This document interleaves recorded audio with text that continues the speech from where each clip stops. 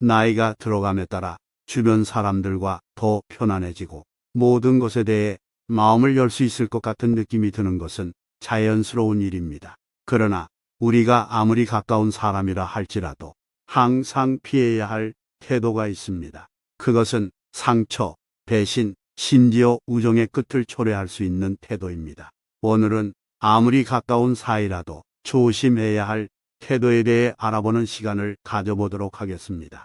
첫 번째, 돈 자랑을 한다. 돈 자랑은 유혹에 빠질 수 있습니다. 특히 자신의 성취와 재정적 성공에 대해 자랑스러워할 때 그렇습니다. 돈이 있다는 흥분에 사로잡혀 다른 사람들과 나누고 싶은 욕구를 느끼기 쉽습니다. 그러나 우리는 우리의 말에 결과가 있고 돈을 자랑하는 것은 우리 관계에서 다양한 문제를 초래할 수 있음을 기억해야 합니다. 우리가 돈 자랑을 하다 보면 금전적으로 어려움을 겪고 있거나 어려운 시기를 겪고 있는 다른 사람들에게 본의 아니게 상처를 줄 수 있습니다. 이로 인해 그들이 우리에게 질투, 분개 또는 심지어 화를 느끼게 할 수 있습니다. 또한 우리를 돈의 원천으로 보는 사람들로부터 원치 않는 관심을 끌 수 있어 보증 요청이나 심지어 사기를 당할 수도 있습니다. 더욱이 돈을 자랑하는 것은 오로지 물질적 소유물에 근거한 잘못된 정체성과 자존감을 만들어 낼 수 있습니다. 그것은 우리로 하여금 한 인간으로서의 우리의 가치가 우리의 성격, 도덕 관계가 아니라 우리가 가진 돈의 양에 의해 결정된다고 믿게 만들 수 있습니다. 이것은 권리의식, 오만함, 타인에 대한 공감 부족으로 이어질 수 있습니다. 우리는 다른 사람들 앞에서 과시하지 않고 겸손하고 재정적인 성공에 감사하는 법을 배워야 합니다. 우리는 우리의 말과 행동의 결과가 있음을 기억하고 다른 사람의 감정과 상황을 배려하도록 노력해야 합니다. 진정한 행복과 성취감은 소유물이나 은행 계좌가 아니라 관계와 경험에서 나옵니다. 두 번째, 친구를 영업 상대로 대하는 태도. 진정한 친구가 없다는 사실을 자주 한탄했지만 최근에는 우정에 대한 태도를 바꿔야 한다는 것을 깨달았습니다. 예전에는 친구가 있다는 것은 내가 필요할 때 도와줄 수 있는 사람이 있다는 뜻이라고 생각했는데 지금은 그런 생각이 오산이었다는 것을 알게 되었습니다. 진정한 친구가 아니면 친구가 아닙니다. 사실 우리는 특별히 친하지 않아도 좋은 친구가 될 수 있습니다. 함께 시간을 보내는 것을 좋아하지만 반드시 도움을 청하지는 않는 친구가 있는 것은 잘못된 것이 아닙니다. 그러나 친구가 우리를 위해 해줄 수 있는 일 때문에 친구를 그리워하기 시작하면 실수가 발생합니다. 때때로 우리는 친구를 우리 자신의 목표를 달성하는데 도움이 되는 도구로 취급하기 시작할 수도 있습니다. 우리는 그들이 우리를 위해 무엇을 할 수 있는지에 따라 친구가 될 사람을 선택하고 도움이 되지 않으면 버립니다. 우리는 사람들에게 접근하여 우리에게 더 많은 것을 제공할 수 있는 새로운 사람으로 대체할 수도 있습니다. 그러나 이것은 우리가 깊이 후회할 실수입니다. 우리가 진정한 친구, 좋은 친구를 원한다면 그들을 그렇게 대할 수는 없습니다. 우리 자신의 이익을 위해서만 사용할 수는 없습니다. 우정은 거래 관계가 아닙니다. 우리는 스스로에게 물어볼 필요가 있습니다. 친구들을 어떻게 대해야 할까요? 우리는 그것들을 도구로 봅니까? 우리의 과거와 현재를 돌아보고 친구를 영업 대상으로 바라보고 있지는 않았는지 돌아볼 필요가 있습니다. 우리가 친구를 영업 대상으로 삼고 설득하려 하거나 만날 때마다 도움을 청하고 친구니까 도와줄 수 있어 라고 한다면 암묵적으로 영업을 했을 수도 있습니다. 친구가 싫어할 걸 알면서 그 친구에게 가는 것이 얼마나 힘들겠습니까?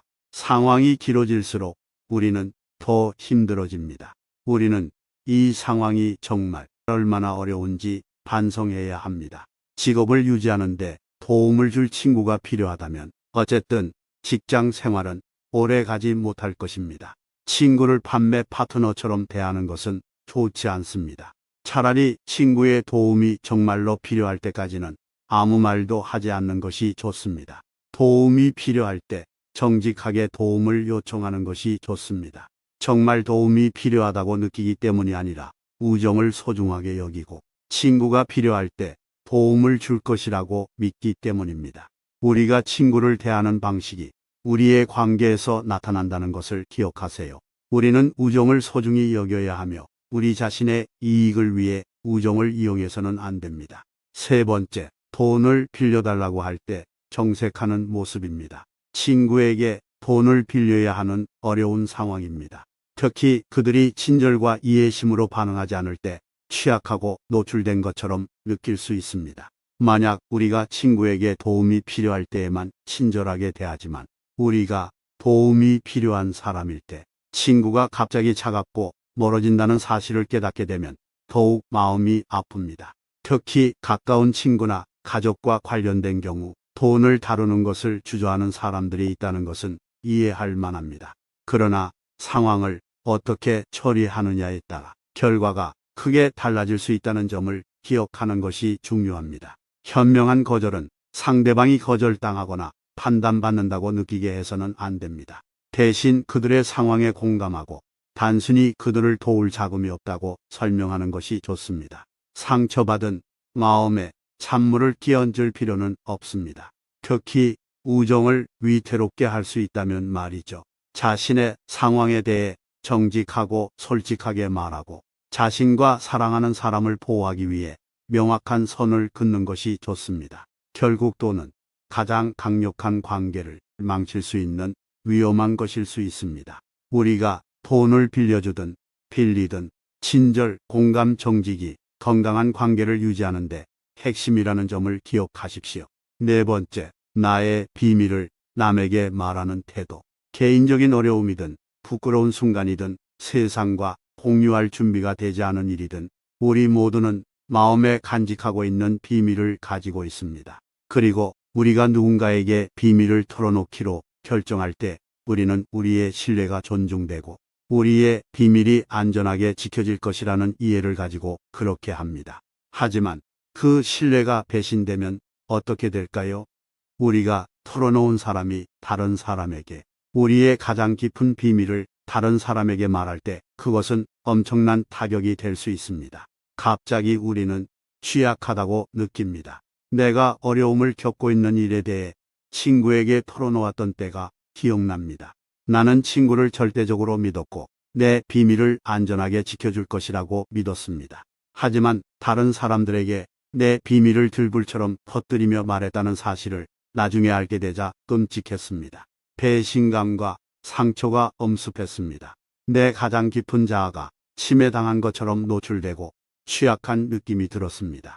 가슴을 후려치는 것 같았고 친구가 왜 나에게 이런 짓을 했는지 의아해하지 않을 수 없었습니다.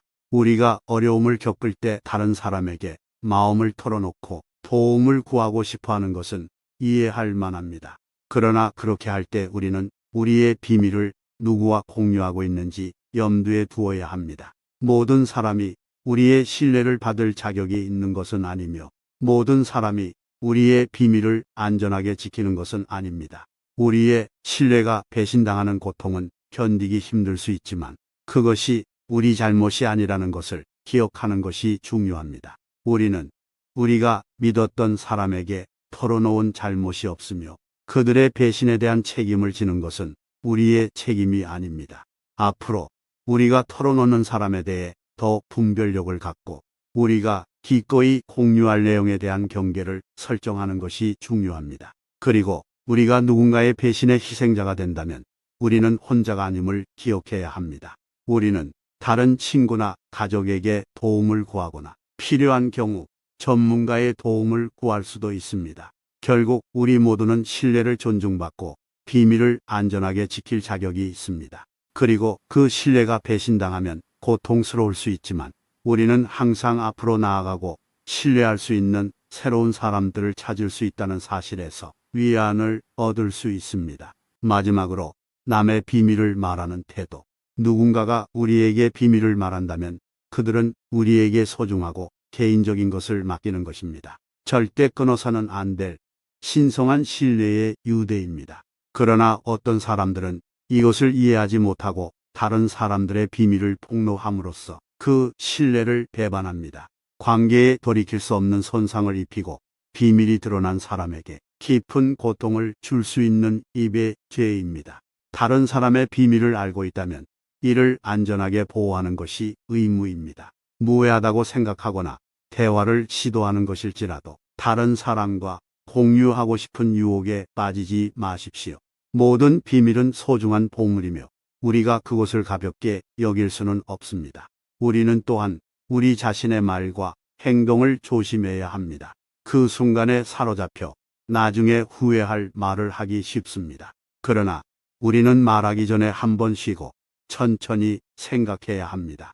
천천히 말하는 것은 우리가 실수를 피하는데 도움이 될 뿐만 아니라 우리가 더 예의 바르고 신뢰할 수 있는 것처럼 보이게 합니다. 결국 비밀을 지키는 것은 신뢰할 수 있는 것만이 아니라 다른 사람에 대한 공감과 존중을 갖는 것이기도 합니다. 누군가가 우리를 신뢰한다는 것은 우리를 신뢰하는 것이며 우리는 그들의 비밀을 안전하게 지켜줌으로써 그 신뢰를 존중해야 합니다. 우리는 말의 힘과 비밀 유지의 중요성을 항상 염두에 두고 모든 대화에 주의와 연민을 가지고 접근해야 합니다. 따라서 우리가 간직하고 있는 비밀과 다른 사람들이 우리에게 두는 신뢰를 염두에 두기를 바랍니다. 그 신뢰를 존중하고 그들의 비밀을 안전하게 지키도록 선택하여 마지막 숨을 쉴 때까지 마음 깊이 묻읍시다. 또한 천천히 말하기 전에 한 박자 쉬기, 불필요한 말을 피하는 것의 중요성을 기억합시다. 우리가 말하는 것보다 더 많이 듣고 이해받기 전에 이해하려고 노력하고 사람들을 갈라놓기보다는 하나로 모으는데 우리의 말을 사용하기를 바랍니다. 일상생활을 하면서 말의 힘을 깨닫고 현명하게 사용해 보시는 건 어떨까요? 우리의 말과 태도가 주변 사람들에게 긍정적인 영향을 미치도록 노력하기를 바라겠습니다. 감사합니다.